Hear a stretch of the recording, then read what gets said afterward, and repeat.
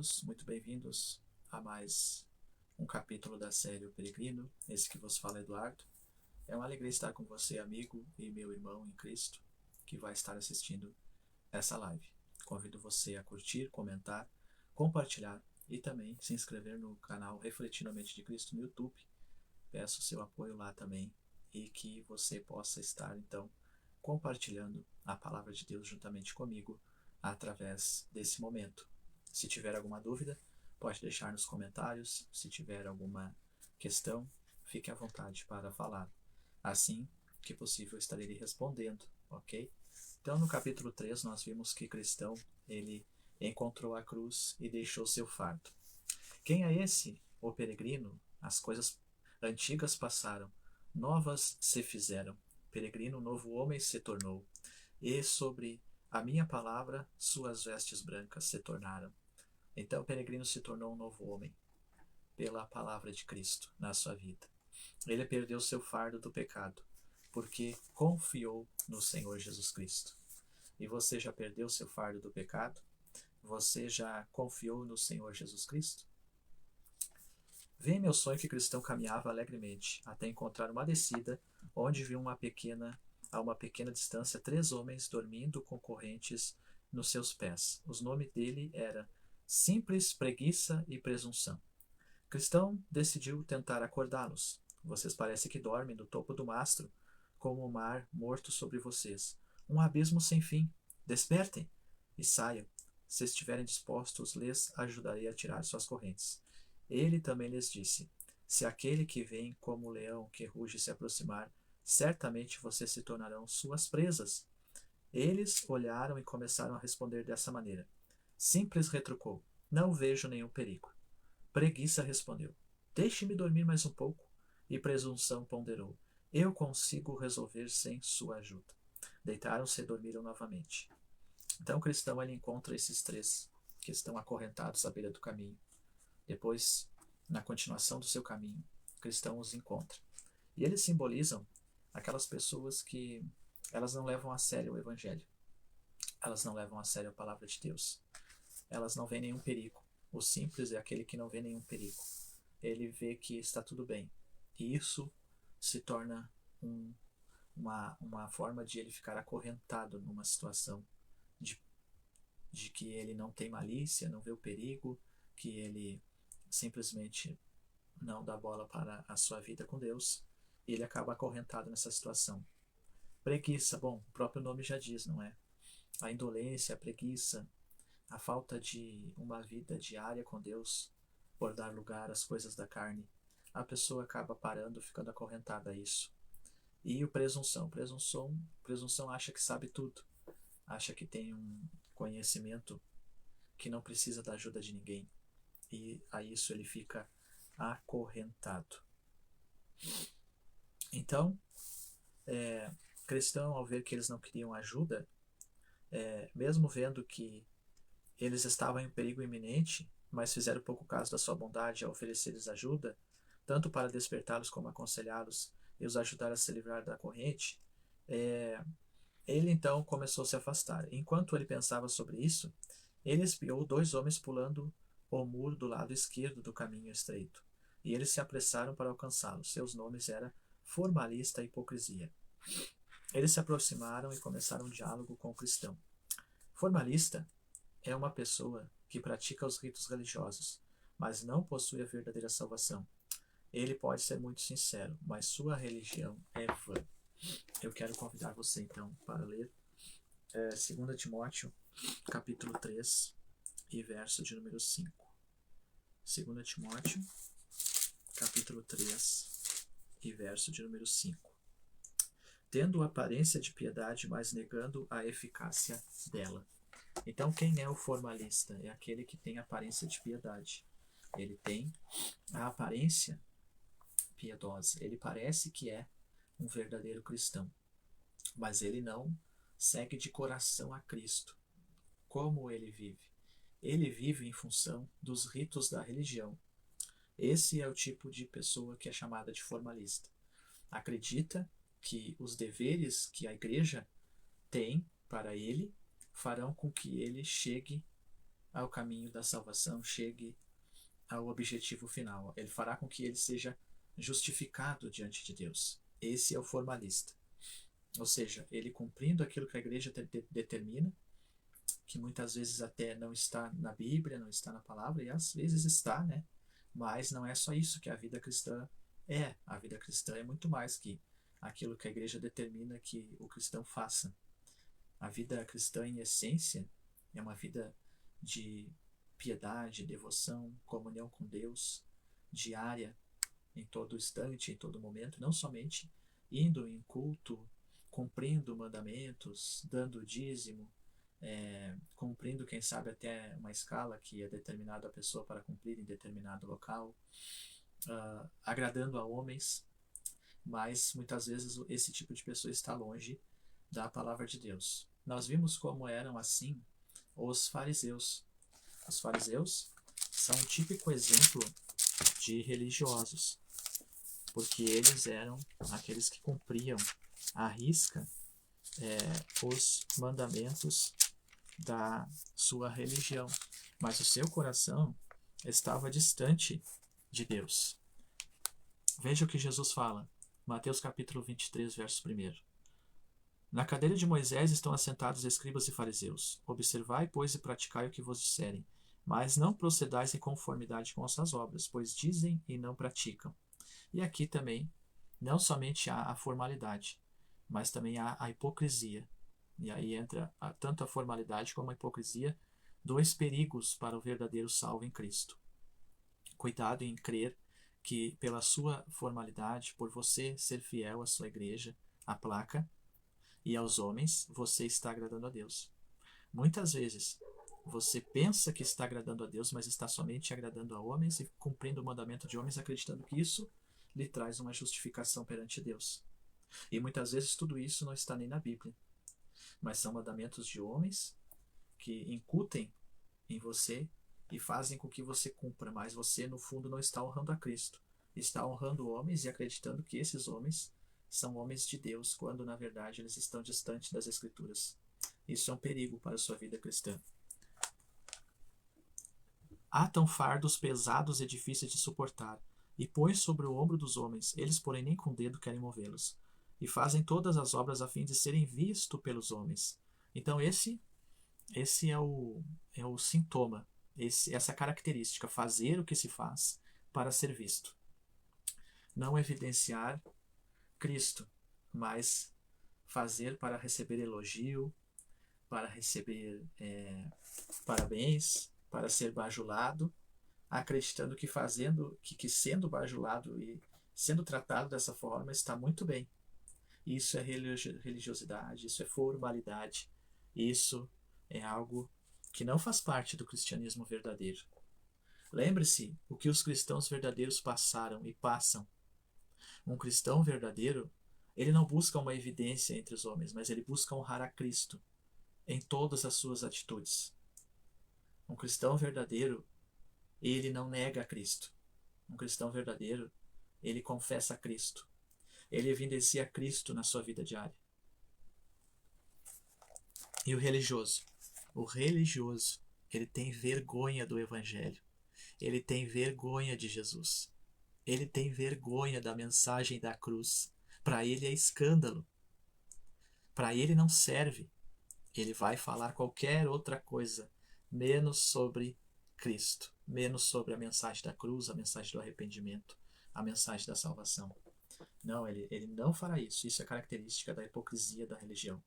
É característica de um fardo religioso, do qual Cristo veio para nos libertar.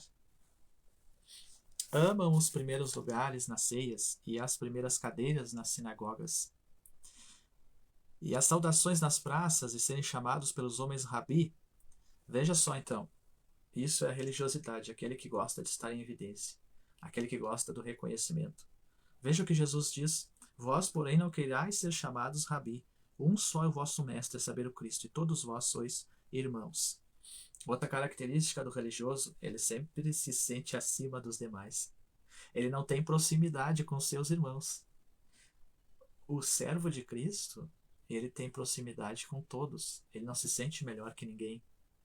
Ao contrário, o desejo dele é ser próximo, porque ele quer transmitir a Cristo, estar em comunhão. A religião afasta as pessoas, por causa de méritos e honras de homens. A religião, ela cria uma máscara. A ninguém na terra vos chamei vosso Pai, porque um só vosso Pai, o qual está nos céus. Nem vos chameis mestre, porque um só é o vosso mestre, que é Cristo. E isso é interessante, porque nos nossos dias as pessoas idolatram homens. Esses dias eu vi uma imagem num reel, acho que foi até no Facebook mesmo, ou foi no Instagram, não me lembro. E um certo homem de uma determinada religião, de uma determinada igreja, ele é um pastor bem conhecido, e é conhecido pelo seu nome, enfim, mas você senta para ouvir ele, você vê que ali não sai nada, a não ser coisas de usos e costumes de homens. E no final do culto, esse certo pastor, ele fica no final da igreja, lá perto do altar, e se forma uma fila que vai por toda a igreja para todos cumprimentarem ele. É uma forma de o povo idolatrar a pessoa, e a pessoa aceita, a pessoa se sente confortável. Então isso é o exemplo da religiosidade. Veja, um só é o nosso mestre, Cristo. E nós devemos desejar cada dia mais e mais amar a Cristo, adorar a Cristo. Por quê? Porque homens são iguais em suas fraquezas e mazelas. Agora, eu não devo ter um homem de Deus como referência, você deve. Mas sabe quem? Aquela pessoa que evidencia Cristo nos seus atos e palavras, no seu dia a dia, evidencia o Evangelho na sua vida. Esse tipo de pessoa que você tem que ter como exemplo. E enfim, aqui nós podemos meditar em Mateus capítulo 23, e você pode meditar depois por um bom período, que você vai ver o que era a religiosidade e o formalismo dos escribas e fariseus, e eles acreditavam que através disso eles estavam agradando a Deus. E aqui cristão encontra esses dois, então, formalista e hipocrisia. Eles estão caminhando para, segundo a visão deles, o caminho, não é o caminho da salvação. Porém, os simples, preguiça e presunção, nem caminhando estão acorrentados. Por quê? Porque o simples, ele dá ouvido a qualquer coisa. Preguiça não tem ânimo para fazer nada. E presunção acha que já sabe tudo. Então esses já estão acorrentados em uma situação de total aprisionamento. Claro, Cristo é poderoso para tirar essas pessoas dessa situação, mas elas não aceitaram a ajuda de cristão. E, quando uma pessoa não quer ouvir o Evangelho, não quer ouvir a mensagem da cruz, então não é possível, a não ser orar por essa pessoa, mas não é possível fazer nada por ela se ela não deseja, ouvir a mensagem do Evangelho. Então o cristão pergunta para onde eles estavam indo. O formalista e a hipocrisia respondem: nascemos na terra da vanglória e nos dirigimos ao monte Sião com o propósito de receber a recompensa que tanto merecemos. Então o formalista e a hipocrisia, que nós já vimos um pouco o que significa ser formalista e hipócrita, eles dizem que estão indo para receber a recompensa que eles merecem. Por quê? Porque, como nós vimos, aquele que é formalista, aquele que segue as formalidades da religião e aquele que vive uma vida de hipócrita, vive uma vida de duas caras, eles acreditam que pelo que eles fazem dentro da religiosidade deles, eles merecem a salvação.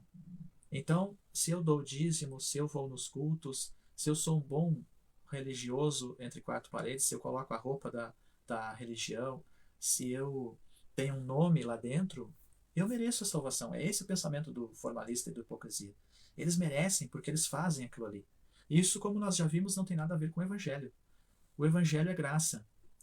Deus nos amou na situação perdida que nós estávamos. Nós não merecemos nada. O melhor ato de bondade do homem é trapo de imundícia. Isso é a realidade do Evangelho. O homem não merece nada. Não pense que pela religiosidade o homem será salvo. O homem não pense que pelos seus bons atos, seu bom caráter, ele será salvo. De forma alguma. O melhor dos homens está sob condenação.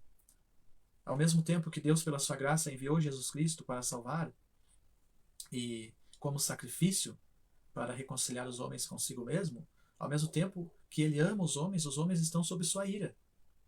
A ira divina, que é a justiça divina que requer o castigo pelo pecado cometido da humanidade, que é a morte. Agora, como saímos dessa situação? Não é por formalidade, não é por uma vida de aparência religiosa, não é por frequentar cultos, não é por nós darmos o dízimo ou entregarmos nosso corpo para ser queimado, quem sabe, fazermos as melhores obras que nós seremos salvos, mas somente pela fé no ato de justificação através de Cristo Jesus. Ou seja, nós cremos que Cristo é o nosso Salvador, o nosso justificador, aquele que nos reconcilia com Deus, livrando-nos da ira divina. Somente através da fé em nós crer que o sacrifício de Cristo e a sua obra vicária por nós é suficiente para nos reconciliar com Deus e nos salvar. E crendo dessa forma, sendo reconciliados com Deus, justificados pela fé, tornando-nos então pela graça filhos de Deus, sendo regenerados por Ele, pelo seu Espírito, agora sendo filhos de Deus, nós vivemos uma vida em Cristo que produz frutos para a sua glória. Esses frutos, sim, será uma vida na igreja, em comunhão com os irmãos, em amor, que se resume a amarás a Deus sobre todas as coisas, a teu próximo como a ti mesmo. Mas essa vida maravilhosa, essa vida de comunhão, essa vida de prazer estar com os irmãos, estar na igreja, e dando também o dízimo, abençoando a obra, essa vida não é uma justificação. Isso não significa que por causa disso eu sou justificado, mas isso simplesmente é o reflexo de que eu sou uma nova criatura, porque a minha justificação está em Cristo. Entende? E o que eu faço agora, eu faço para a glória de Cristo. Porque Cristo me amou, porque Cristo me salvou, porque Deus deu seu Filho em amor a mim. Eu não faço para alcançar privilégio nenhum perante Deus, porque o maior privilégio eu já recebi, que é a salvação da minha alma. Não há o que eu faça que poderá minimamente se comparar ao que Deus já fez por mim. Ok? Agora, nem por isso eu ficarei parado, mas eu viverei para a glória de Cristo, porque se Ele, sendo Deus, me amou e se entregou em meu lugar, eu merecia a morte, mas Ele se entregou em meu lugar, como não viverei para Ele, sendo que Ele me amou de tal maneira? Entende? Então a recompensa que eles mereciam. Por quê? Porque formalista e hipocrisia buscavam a glória humana. E a glória humana é vazia, pois não durará eternamente. A glória humana passará. Veja o que diz em 1 Pedro 1,24. 1 Pedro 1:24. Porque toda a carne é como erva, e toda a glória do homem como a flor da erva. Secou-se a erva e caiu a sua flor. Então a glória humana é isso, ela passa, é como a erva. O motivo deles para ir ao Monte de Sião está completamente equivocado. Os ritualistas hipócritas apreciam os louvores dos homens.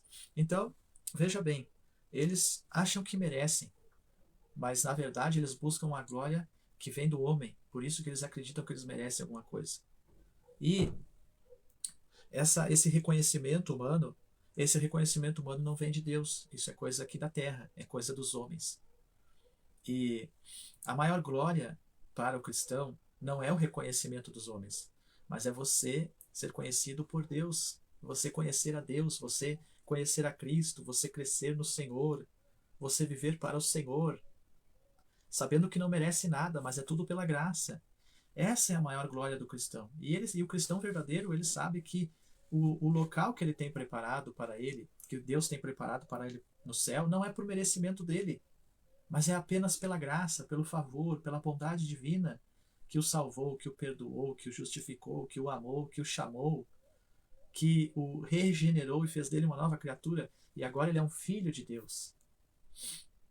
Ok? O cristão pergunta: por que vocês não entraram pelo portão que está no início do caminho?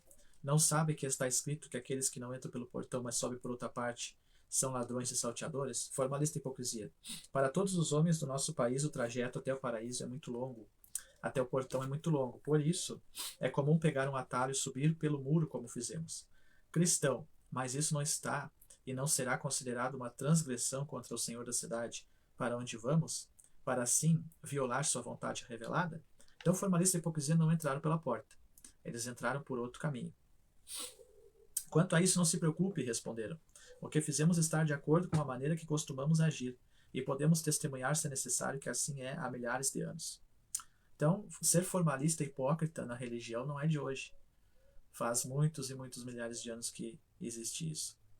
Cristão, mas será que essa prática de vocês pode ser sustentada num tribunal? O que cristão fala aí no juízo final?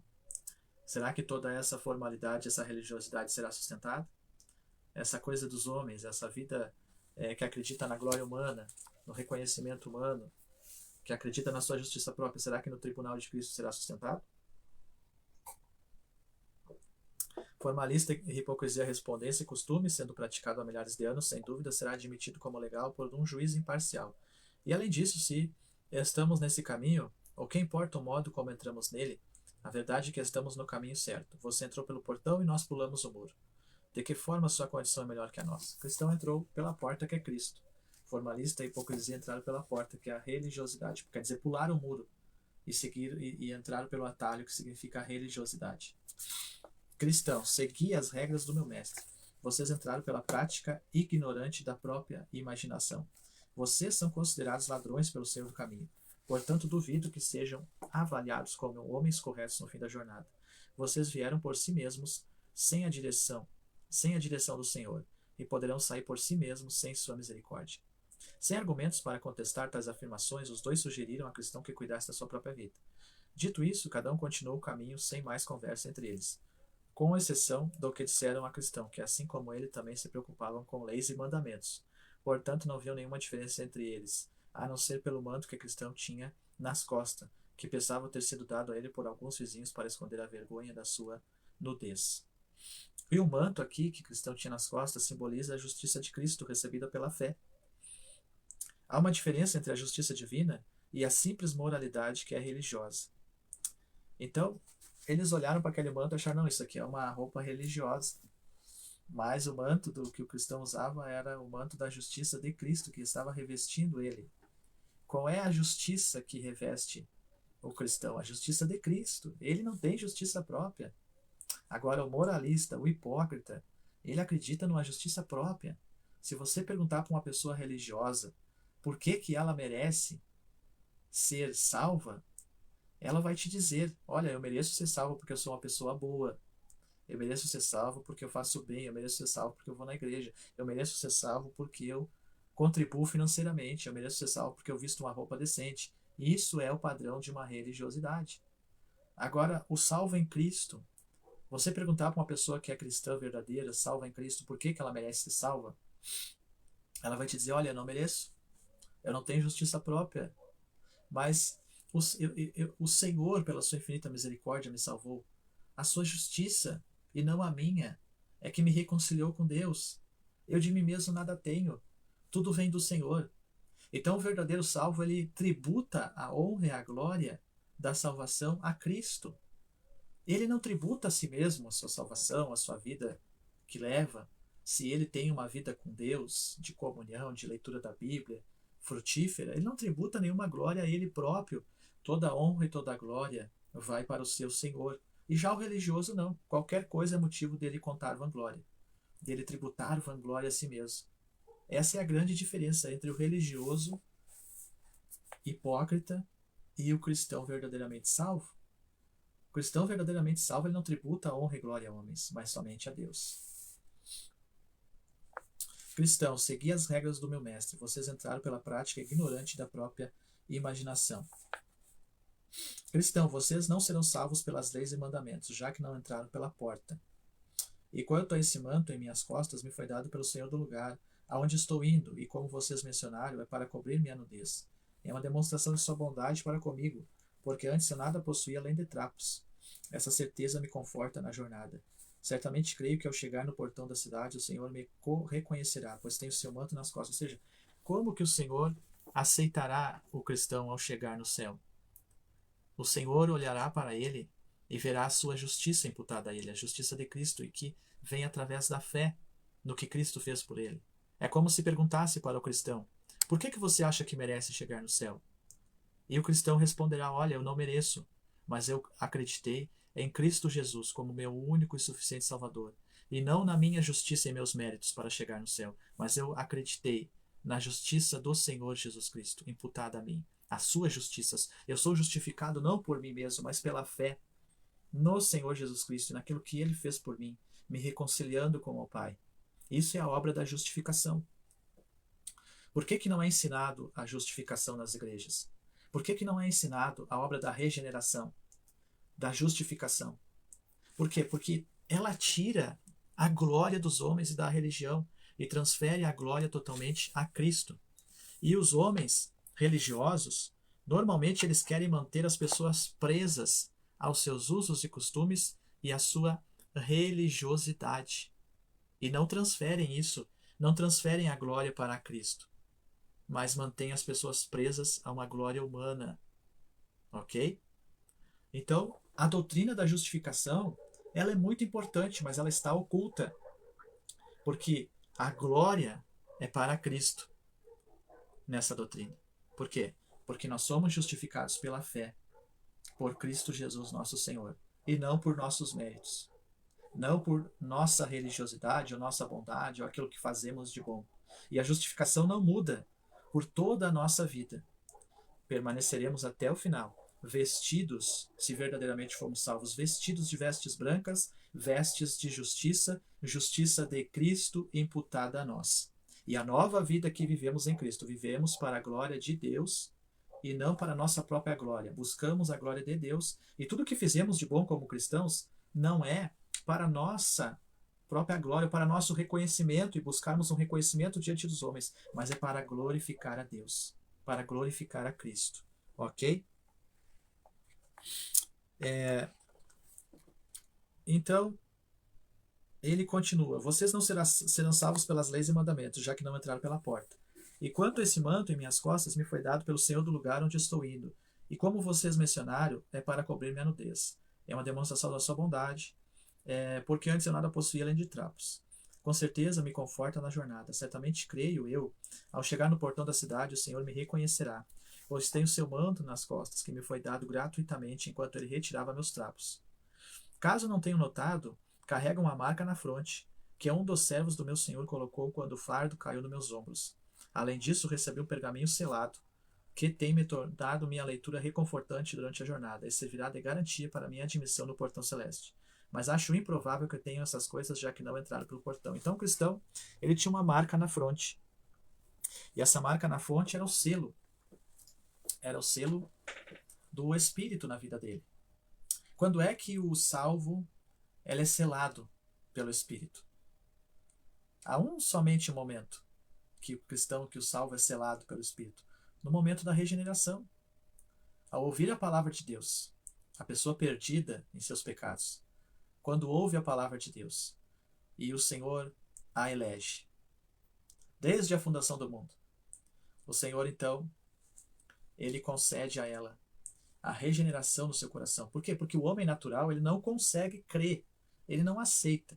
O homem natural, se ele for para a igreja, ele vai acreditando nos seus méritos. Se Deus não regenerar o seu coração, ele vai acreditando nos seus próprios méritos. Ele vai se batizar, pode se batizar, ele pode fazer o que mandam ele fazer na igreja, ele pode sentar no banco e escutar a palavra. Mas ele está acreditando nele próprio, nos seus méritos, no que ele faz de bom e que ele está ali fazendo bem para chegar no céu. Esse é o homem natural. E está cheio de gente que vive uma vida de homem natural, pessoa não regenerada dentro da igreja. Está cheio. Por isso que Jesus falou a parábola do joio e do trigo. Por isso que Jesus falou sobre a parábola das 10 virgens. Por isso que Jesus falou a parábola do servo bom e do servo mau. Então, esse homem, ele, ao ouvir o evangelho, o homem está perdido em seus pecados, caído, ouve o evangelho. Então, estamos falando sobre o selo do Espírito Santo, quando o homem é selado. Então, no momento que ele ouve o Evangelho, e ele está ali escutando, de repente vem o Senhor e, com seu Espírito, o Espírito Santo, entra nessa vida, nesse coração, nessa mente, e regenera. Então, esse homem que não acredita, que não quer saber, de repente, ele sendo regenerado, ele começa a crer. E ele é levado pelo Espírito Santo de Deus a crer e a entender que é um pecador. e que precisa de Deus, e que se ele não se arrepender dos seus pecados, ele vai para o inferno. Isso é uma obra do Espírito Santo, e ali começa, e ali acontece o selo do Espírito. Ali acontece o regenerar do Espírito. E essa pessoa ali já é transformada em uma nova criação. E isso acontece tudo junto, e ela então se arrepende dos seus pecados. E ali acontece o selo do Espírito, o selar do Espírito, o agir do Espírito. E ali acontece também a justificação. Ela crê que Jesus Cristo é o seu Salvador e a justifica perante o Pai, a reconcilia perante o Pai. E ali já acontece o início do processo da santificação. Isso é o selo do Espírito.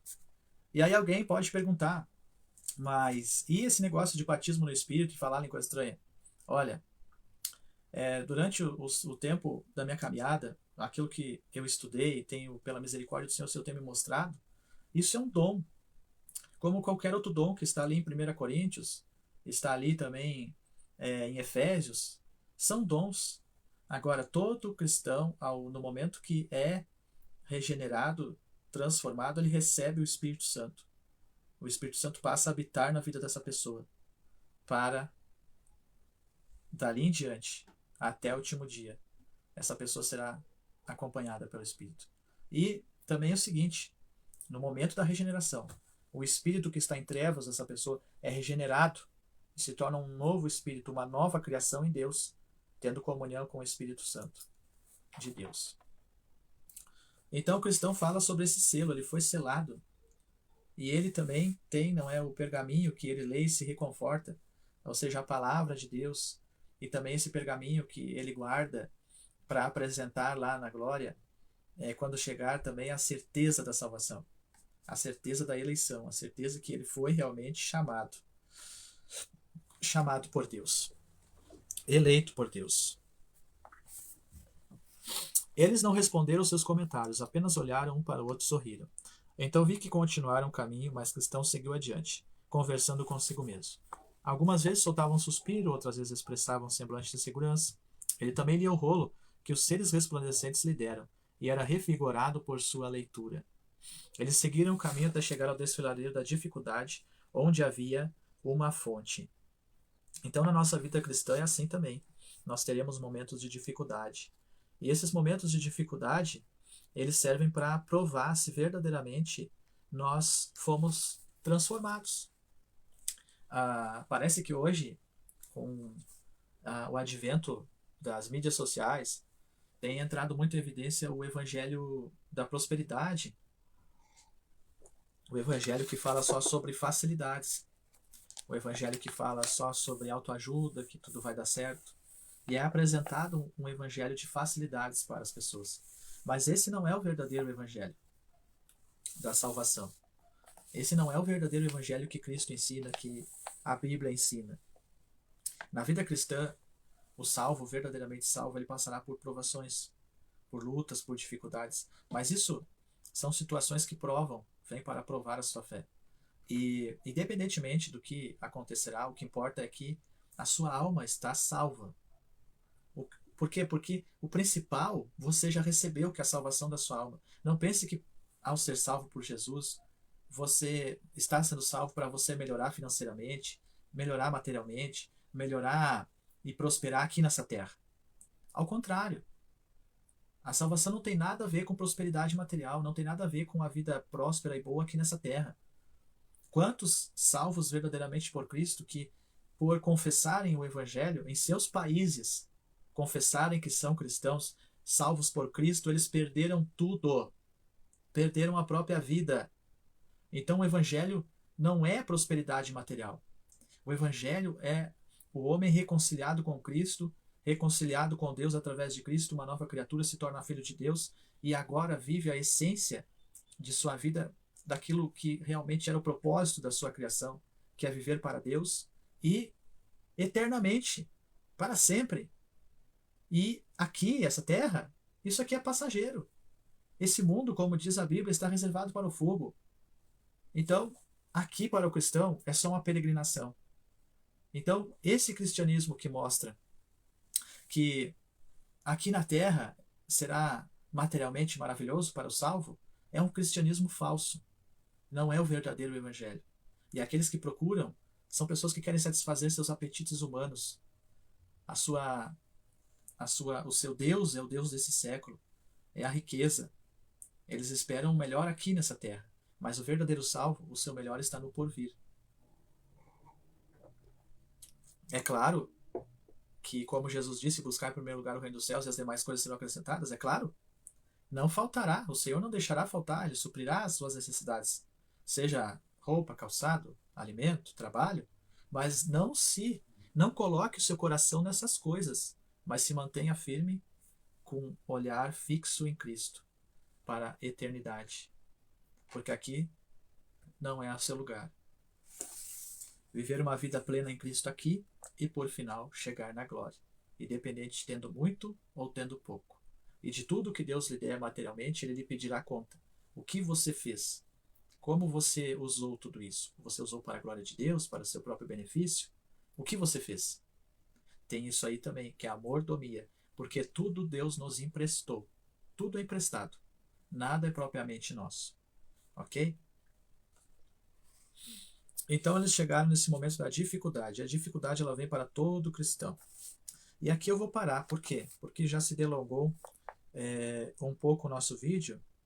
E para não ficar tão longo, continuamos na próxima. Então paramos no capítulo 4, chegando ao desfiladeiro da dificuldade.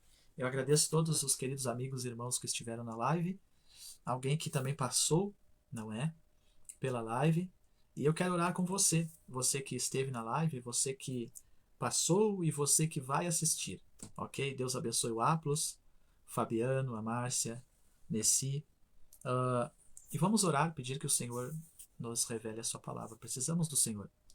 Senhor meu Deus, eu apresento a minha vida e a vida de cada amigo e irmão que esteve nessa live. Que o Senhor possa, pela sua graça, revelar-nos a tua palavra e vontade e abençoar a cada um, Senhor. Ó Senhor, ensinando aquilo que cada um precisa aprender do teu querer e vontade, Pai, eu te peço. Porque de nós nada temos, necessitamos.